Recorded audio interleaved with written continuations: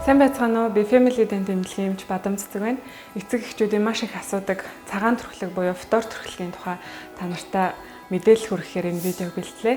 За, фтор туршлага гэдэг нь яг юу юм бэ гэхлээр ер нь бол фтор гэдгийг бол байгаль дээр оршиж идэг байгалийн бүтээгдэхүүн гэж ойлгож болно.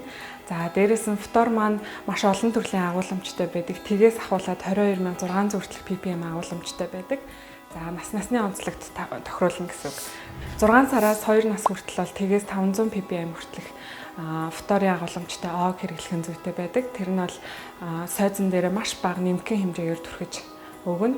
За, 2 наснаас 6 нас хүртэл бол 500-аас 1000 ppm хүртэлх агуулмжтай ог хэрэглэх хэрэгтэй байдаг. За, шүдний сойзон дээр вандууны хэмжээтэй маш бага гэсэн үг тусаагаад шүдийг угаалах хэрэгтэй. За, 6 наснаас дээш насан туршид бол 1000-аас 1500 ppm-тэй ог өдөр тутамдаа хэрэглэх нь эрүүл ахуй үүднээсээ эрүүл ахуйгаа сахих боломжтой байж байгаа.